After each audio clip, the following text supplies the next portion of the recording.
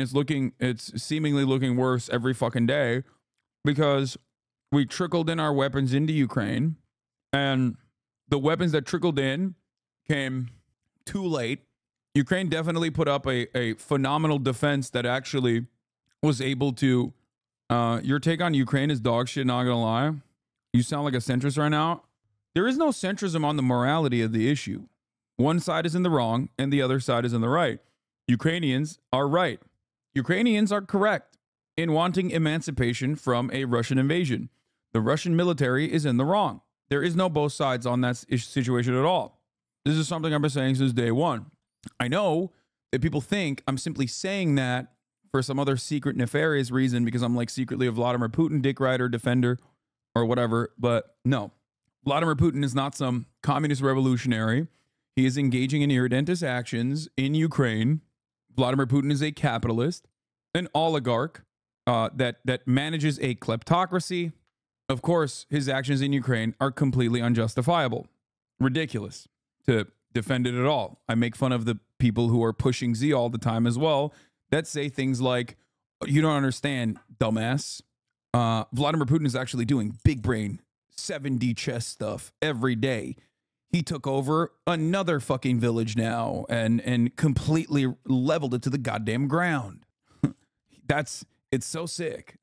The entire area that he invaded to basically protect Donbass caused a shit ton more casualties on the Russian side just as well as on the Ukrainian side, which was an excellent 5D chess move. It's like, no, it's dumb as fuck. Yeah, Putin also made NATO impossible to disband for another 50 years. Yeah, 100%. Avdiivka and Bakhmut are strategically important, to be honest. But strategically important for what? Strategically important for what? Like, at what cost is the question you have to ask. If your overarching goal is to dominate Ukrainian politics, okay, soft power is significantly better if your goal is that. You are missing a huge part of what this war has demonstrated. It is revealed that for the world that one, brutal Western sanctions can be overcome with the right pivoting, and two, the Western industrial apparatus is rotted and weak. Also, even our media before the invasion highlighted the brutality of Azov was committing in eastern Ukraine. Yeah, but the solution to the brutality in eastern Ukraine by Azov is not infinitely more brutality by the same people, and also now the Russian military as well. What the fuck are we talking about? That's ridiculous. That's ridiculous. That's ridiculous. I do not believe, even for a fucking singular second, that Vladimir Putin legitimately is interested in the well-being of like ethnic Russians living in eastern Ukraine. Look at his actions. That's crazy to me. Okay? I also don't believe that he was ever remotely interested in denazifying Ukraine. That's a bullshit fucking excuse. It's bullshit. This does not mean that there aren't like hyper-nationalistic people in Ukraine, specifically Nazis in the Ukrainian military. I covered the Azov guys far before the Russian invasion, okay? And I covered them after the Russian invasion started as well, which is part of the reason why plenty of people kept saying I'm a Russian propagandist. This is the reason. Hasan is a fan of Putin. 1, Hasan loves horses, so does Putin. 2, Hasan is bald, so is Putin. 3, Hasan loves public executions, so does Putin. 4, Hasan loves top of the hour ad break. This is one of the first instances where someone actually debated me with something that I thought was going to be productive and funny. Like, normally it's someone who's like coming at me to anger me. This is not one of those moments. This is an instance where someone came at me to be funny and you cooked. I got fucking destroyed. Anyway, here's the 3-minute ad break now. If you no longer want to see those ads and you don't have access to anti-air missiles, over the shoulder, anti-air shit, then you're going to need to subscribe for $5 or for free with a Twitch Prime. Owen Gila, thank you for the 5 gifted subs. Please tell me you don't love horses, please, please. I am a horse girl, but not in the way that, you understand how some people love horses. I think that loving horses that way is gross and weird. I, on the other hand, treat horses like big dogs. I love dogs, and I think horses are very close to dogs in the way that they operate, in the way that they are. Horses scare me. They're awesome. They're very smart. Anyway, not to try to start shit, but you spend more time defending your Ukraine position than explaining it to us. What do you mean? My defense of the Ukraine position is an explanation for what's going on in Ukraine, though. It's such a weird way to approach the subject matter. Every single time that I defend my position, I'm basically giving you still facts about the situation on the ground. Anyway, those cities are important because they're in mortar distance to a paramount train track. Currently, Russia can't use it and is forced to move material and troops via streets and planes. Logistics win wars, and with the train tracks, Russia will gain more land. No, I understand all of that, and also Avdiivka is, higher elevated and yada yada yada. Captain ACAP badge, thank you for the 5. Get the subs. And now they don't have that. They don't have that position to keep fucking bombing into Russian positions that are firmly mounted in eastern Ukraine. Got it. Fine. I understand that. That doesn't spell victory. If that victory is a Pyrrhic or Pyrrhic victory, it's not real victory. If your overarching goal is to undermine Western influence in Ukraine, and the way that you Pyrrhic victory, I always say Pyrrhic.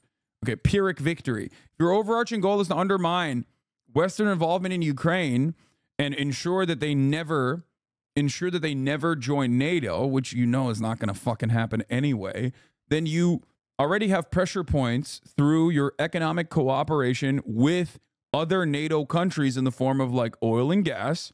That trade is really valuable. Obviously, that the influence that you have through that trade is really valuable. And then as far as like not allowing Ukraine to join NATO or enforcing some kind of red line, you already do that. You already have Crimea, and it's not going to happen anyway. So let's say Ukraine agrees to leave Donbass and Crimea to Russia. What stops Russia from regrouping and attacking it in the future? Ukrainians tried to freeze the conflict in mid-2010s, but Russia invaded again. Agreeing to peace terms as beneficial to Russia might just postpone another war in the future. Might just postpone for another war in the future. Well, another war in the future that has like a steady period of cessation of hostilities, unironically, is better than continuing the war and allowing it to be a slow churn that still slowly but surely increases the conscription age in Ukraine as they run out of men. You know what I mean? That's the problem, I think. The Ukraine war will never be a victory for Russia because the costs at all levels were already too high, but the defeat of the West is entirely possible, and if Ukraine cedes large areas, it will be viewed as such. In Russia in particular, this would be seen as a victor. Yeah. The risk of Russia not following through on the conditions of a peace negotiation or a ceasefire negotiation is a permanent issue with every cessation of hostilities. Anytime you have a treaty, because that is how wars end, regardless of the victorious position you have, or regardless of the enemies having a victorious position, no matter what happens, that's how every fucking war ends, technically. And there's always a situation where the one party could technically violate those terms and conditions. So if that is the realistic outcome, let's say, operating on the pure hypothetical that they will do this again doesn't change the reality that you have to give it a shot, in my opinion. Like, Israel has every opportunity to, if there is a permanent ceasefire, Israel's every opportunity to violate that. They have done it in the past, right? But that won't stop me from saying that fucking Israel has to do a ceasefire. Does that make sense? Like, it's almost identical to my position in Gaza. In the immediate, a cessation of hostilities is an absolute necessity. That's it. Those are way different situations. No, what do you mean those are way different situations? No, the fuck they're not. I mean, Israel is worse for sure, but those are not different situations at all. Israel's entire existence relies on 75 years of occupation and death and destruction in comparison to the Russian invasion that is a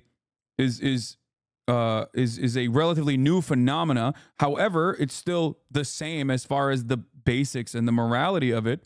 Russia's actions, as far as like occupying or invading Ukraine, are awful and immoral and violent, just like Israel's actions are awful and immoral and violent. Anyway, what is this? This war has cost the West peanuts. That's so fucking not true. That part is ridiculous, dude. First of all, it's, I hate that. I hate that take so much. Like, this assessment is so gross and sociopathic. I'm sorry. I don't know if you intended it for it to be that way. One, it's incorrect. It's 5% of the military budget, billions of dollars, and every fucking singular dollar that goes back into the military industrial complex is a singular dollar that could have gone to building fucking bricks and making homes and rebuilding our roads, rebuilding our healthcare infrastructure. So that's ridiculous to say, oh, dude, it's a couple $1 billion here and there. Just fucking write it off. That is before we get to the actual human cost.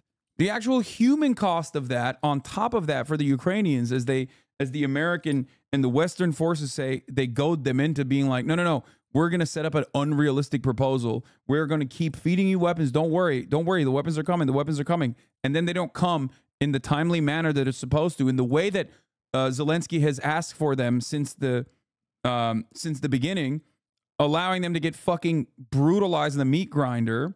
And what are they supposed to do? They can't do anything. They can't say anything. What are the Ukrainians supposed to do? It's the same position with the Kurds every single time. This was my analysis from the jump. Every single time America goes, oh yeah, no, we'll help you out. And then they fuck off inevitably when they're bored, or when it becomes no longer politically viable, or there's another shiny toy and they say, I don't want to play with you no more. Here. And they leave out our allies to the fucking dogs, to the wolves. My generation had their future leveraged against the cost of Afghanistan and Iraq. It feels like a lot less. That is such a weird way to look at it. It's a weird way to approach the subject, my friend. You make it seem like it is an inevitability.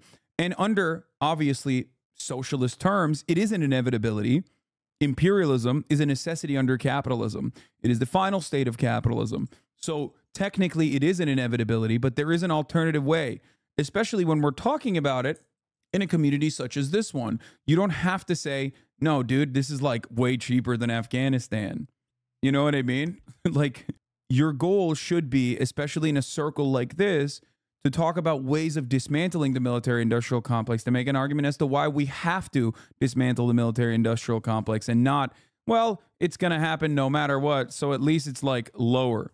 It's a lower cost, a lower burden. At least we don't have our own veterans getting fucking thrown into hellfire. So I don't know what else to say about it other than it's bad. It's not good. Palestine segment on CPAC Live now. I mean, it's kind of mid. Talk to me when we get to Trump. You know what I mean? The West is sending their aging arsenal that they would have to spend millions, if not billions, decommissioning anyways. The Ukrainians can at least use these weapons while they're still a match for Russia's current military capacity. Russia's losing these assets now reduces our need for a continued military-industrial complex. You are on an enormous amount of copium if you think that this reduces our military-industrial complex. What? You have to hand it to... Dude, listen.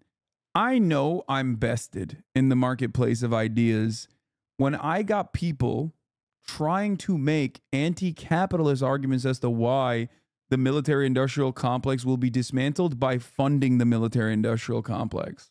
Okay? That's phenomenal. This is the reason why the left is completely lost, okay? Across the board, globally, around the planet. Wow. That was really good. You fucked me up. Like, I know the liberal talking points. Ukraine is gay. Russia is anti-gay. You know? Like, that's a liberal talking point, right? Like, I'm familiar with that. That one I know. That one I know is like bullshit. I know how to deal with that. I've never heard this kind of argument. I've never heard like this is actually undermining the military-industrial complex. There is no reason for the CIA to operate ever. There's no fucking COINTELPRO that is ever a necessity. We have people doing it for free in these communities. That's why I think it's always funny whenever people, that's why I always think it's funny whenever people talk about, you know, whether a YouTuber or a podcaster is like CIA. You know what I mean? So that chatter statement is so stupid. The CIA even wouldn't bother to use it for propaganda. Yeah. Okay. You do that with Johnny Harris, though. I mean, I'm mostly memeing, but Johnny Harris might actually have interned it. That's a little different. I think Johnny Harris operates in a different level. Like the guy most notable for having horse porn folders in his fucking computer is not on the CIA payroll in the same way that like a dude who worked at Vox and won an Emmy last year might potentially be. You know what I mean? His influence is far more vast than the horse porn guy. So I don't think the horse porn guy is CIA, whereas like the guy who actually interned for NATO and think tanks might be, but it's still a joke. It's humorous regardless. Also, let's not forget he is Mormon, formerly Mormon. Johnny Harris, I mean, which is, you know, that's it. All Mormons are CIA. Anyway, no, I don't want to watch Nigel Farage. All right, as far as Kiev, Ukraine, Ukraine failed to safely evacuate all of its troops from the eastern city of Avdiivka during its disorderly retreat over the weekend, despite claims from its new top military commander that the move was designed to save lives and avoid encirclement by the advancing Russians. At least 6 wounded troops from the 110th Brigade became trapped behind Russian lines, where they appeared to have later been executed, the brigade said in a statement posted on Facebook. Members of the military who participated in the operation said they were unsure how many others had also been left behind, but any number of casualties is sure to further deteriorate morale on the front line as Ukrainian troops, already outgunned and outnumbered, struggle to replenish their ranks and await further assistance from the West. So, yes, on that front, Ukraine is facing 2 problems. Problem number 1, they're running out of people. It's the major problem, the biggest problem that they're facing. Problem number 2, they're running out of bullets. Now, you can fix problem number 2. You can, you know, send in shipments of weapons and all that stuff, but you can't really fix problem number 1. And that's a big issue. Unless, and I mean this with all sincerity, we start conscripting everyone on Reddit. If you've ever posted on World News, if you've ever talked about how Ukraine needs to fight till the last Ukrainian and you live in the West, I think we should conscript you. I want to do a 1-to-1 program. Every Ukrainian male that is potentially at risk of being conscripted, I want to do a 1-to-1 swap. It doesn't matter what age you are. If you live in the West and you are championing the Ukrainians fighting, you will take the role of a person who does not want to be conscripted in Ukraine. I think this is a moral thing to do. I think it's a just thing to do. Make a 1-to-1 swap. If you're a YouTube guy, okay? If you're a YouTube guy and you make YouTube videos all the time about this, 1-to-1 swap. If you always are advocating to continue sending Ukrainians to the meat grinder, it is a moral cause. It is a just cause. You have to go there and you have to fight. Because technically, if Putin is Hitler, okay? If he's Putler, what are you doing? You got to fight Putler. You have to. How can you make the same argument that is used against you at other conflicts you defend? Bad take, in my opinion. Really?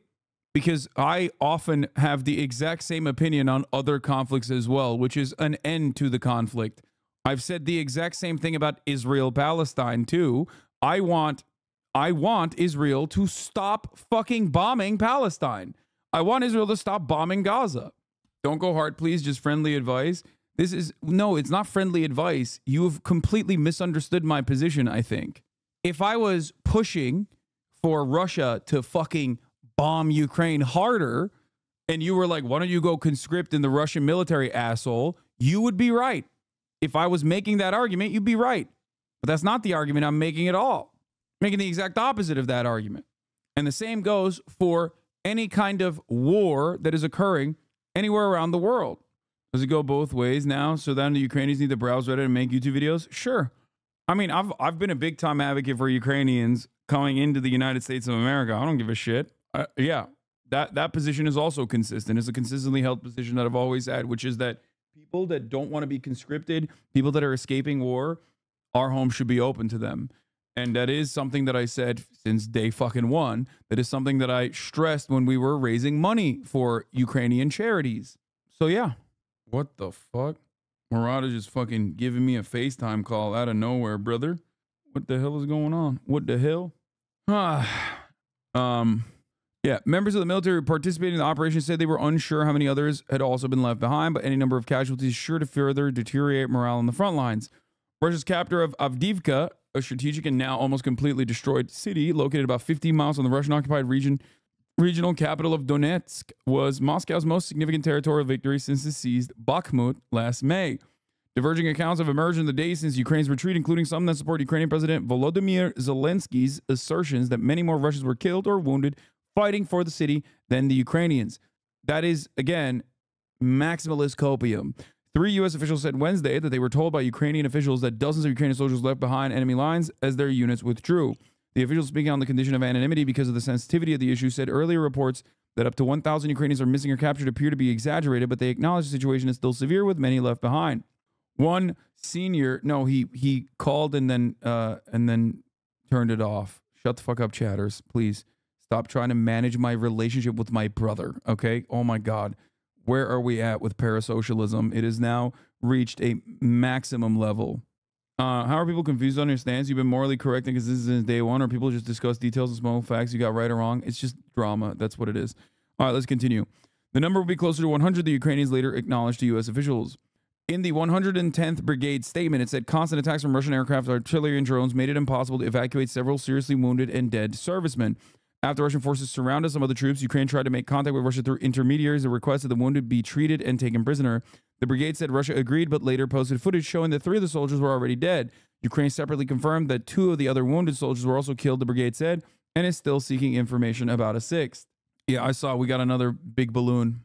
The footage is circulated on Ukrainian social media, and the Ukrainian media outlets reported that family members confirmed the deaths of their relatives seen in the video. Other members of Ukraine's military who were familiar with the final weeks of fighting in Avdiivka and Ukraine's rapid withdrawal from the city said the situation was chaotic and poorly planned. The account suggested the retreat ordered by Colonel General Oleksandr Syrsky, who was named as Ukraine's top commander by Zelensky this month, was a grim and dangerous operation and hardly the orderly pullback to a more advantageous position that the Ukrainian military officials claimed at the time. One soldier who spoke on the condition of anonymity because they were not authorized to discuss the situation said some troops were ordered to take positions that were either already lost or destroyed. Constant Russian attacks made the task impossible, with Russian forces outnumbering Ukrainians 7-1. Russia constantly bombarded the area, launching as many as 60 guided aviation bombs per day, which Ukraine could not repel because of a lack of anti-craft defenses. Notice how the 2 issues that I mentioned that we cannot solve are very apparent here. Thank you, by the way, for the 10 gifted subs. Las Canarias. Russia outnumbers the Ukrainian military 7-1. Russia has more bodies to throw into the fucking meat grinder than Ukraine does. And also, Ukraine doesn't have ammunition either. A ceasefire now, or a ceasefire 1 year ago, would have given Ukraine a favorable leveraging position. A ceasefire now will still give Ukraine a favorable leveraging position in comparison to a ceasefire 6 months from now. Do you guys understand? This is what I've been stressing. And yet people have been consistently talking about how Ukraine is actually winning the war and how they will continue winning the war and how that's the reason why they need to keep pushing and push harder and push harder and push harder and push harder. Every day that goes by where Russia advances on a new position is a worse form of leverage for Ukraine. How do you plan on achieving a ceasefire? Russia is winning. Why would they accept a ceasefire? Great question. Russia has said that they would. I think ultimately it is not favorable for Russia to also continue battling. Okay? It's not. So you grease the wheels and you say economic cooperation can come back. And Russia isn't winning either. Russia is simply not getting fucking owned. That's it. People believe in the miracle of the Ukrainian victory. After all, this is exactly the fairy tale that Ukraine told us. No, this is not a fairy tale that Ukraine told us. This is a fairy tale that the West lied to Ukraine about. I don't think, I mean, this has been bad intelligence on either side of the equation. Okay. Russia had bad intelligence thinking that they could absolutely decapitate the Ukrainian leadership immediately and start fucking having air superiority over the entirety of Ukraine, the Ukrainian airspace. That was a failure. That didn't fucking work. That actually greatly reduced the impact and ferocity of the Russian invasion. They had to go back to the eastern positions and dig in, right? On the Ukrainian front, it wasn't the Ukrainians that were lying. It was the American military that knew better and the American generals that knew better that, in my opinion, served them lies. And I don't think America has bad intelligence. I think America operates on their own. Framework on how whatever is supposed to be beneficial to them. And I think if you're operating on that, if you're operating on whatever is beneficial to you, and your military industrial complex is you know, using older supplies, sending it into fucking Ukraine, turning around, and then having to re-up their supply because now they're depleted and they're getting all those, they're getting bigger budgets that they can justify. The stock market's doing well for defense. Then why the fuck wouldn't they continue this war? The one thing I will say here is that I think, is Russian imperialism purely motivated by capital interests? Yes, it is. The one thing I will say is that Russia also would benefit from a ceasefire, at least if that ceasefire came with economic cooperation and favorable conditions for their continued collaboration with the Western world. Like, people always forget that ceasefire negotiations, or all matter of negotiations, do not only occur on the basis of who has more physical leverage, like how you can push someone to engage in actions that they don't want to engage in. Like, it's not just the negative reinforcement. There's also positive reinforcements that you can also push for. This would, of course, require America to take a bit of an L when it comes to the American oil and gas industry making up for I guess, like, some of the gas that Russia sends into Europe. It would cut into their profit margins, and they will never do that. So it's considered, majorly beneficial for the oil and gas sector in the United States of America to continue doing this war, to continue forcibly trying to sever Russia's economic relations with European countries. That's it. I don't know what to think of the economic cooperation. Sure, it had damaged the USA's grip on Europe, but I can't imagine it happening so long as Putin is in power. It was already happening. A ceasefire would mean that the West accepts forcefully moving borders through military power, a new age. Yeah, dude. That surely has never happened. Like, that's why Golan Heights is actually technically Israel and not Syria. That just kind of happened. A new age in the sense that someone who isn't sanctioned by the West is able to do this. No, it's not another scale at all. You're wrong.